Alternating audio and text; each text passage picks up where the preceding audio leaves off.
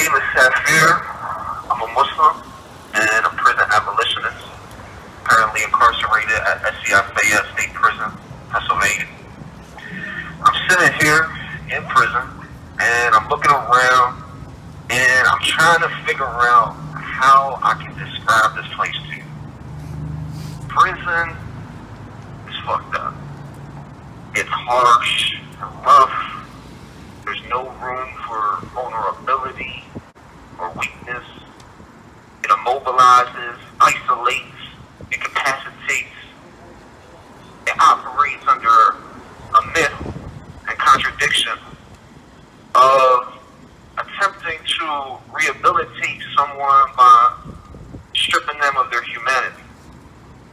To rehabilitate someone by stripping them of their humanity. I mean, in reality, prison strips you of your humanity.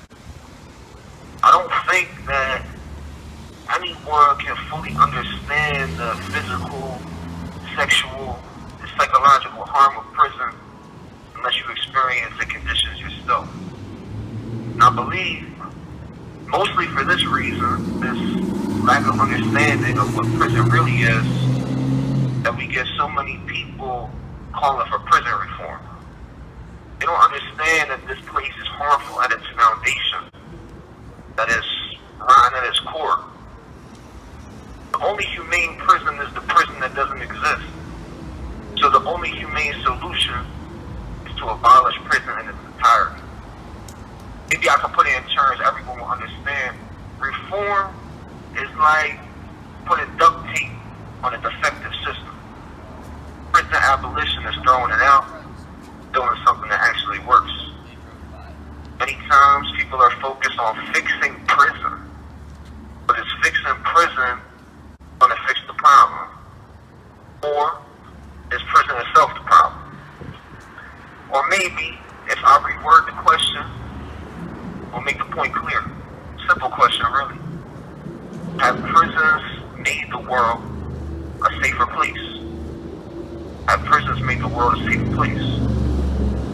In the era of systemic racism and marginalization, mass shootings, volatile neighborhoods, medical abandonment, food shortages, houselessness, drug addiction, global warming, gender violence, and every other type of violence we all become so accustomed to, have prisons done anything to actually fix the problem? We sit back, analyze, and examine. If we take a real close look at prison, we can see that they haven't been any good at preventing harm.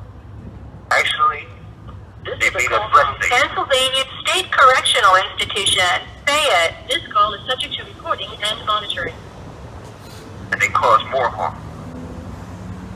If it takes a village to raise a child, then what happens when you place that village under police occupation? What happens when you deprive that village of the resources necessary for survival? What happens when you criminalize the behaviors that village uses to get those resources? Then you lock up the village leader who kept the peace. You lock up the financial providers. You lock up the parents. If it takes a village to raise a child, what the hell do you think is going to happen in a village like that? What's going to happen to anybody in a village like that?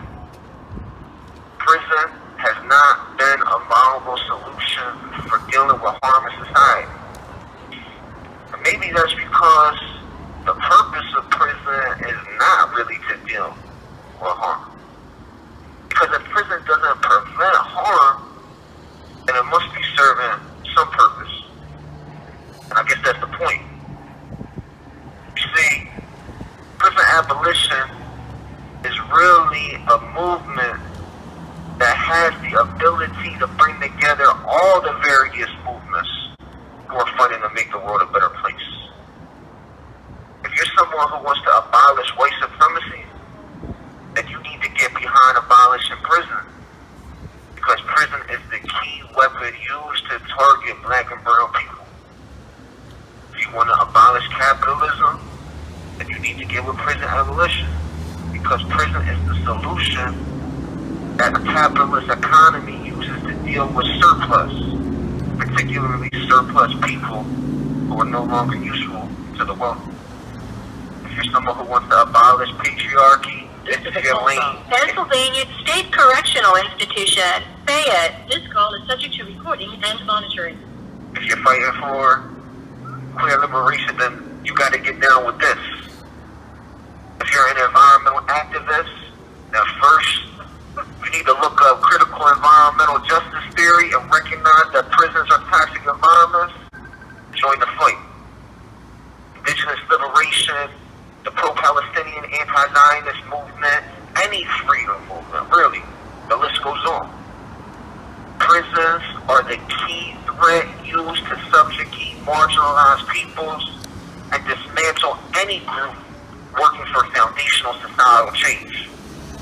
We've seen this historically with groups like the Black Panthers and Young Lords, and you see this currently with the water protectors and radical protesters.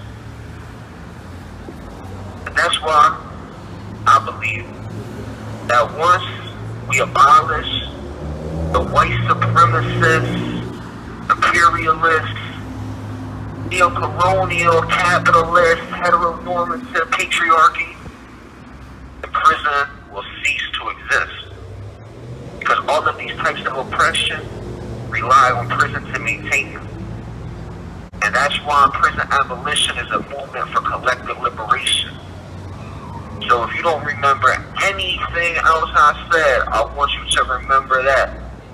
Prison abolition is a movement for collective liberation.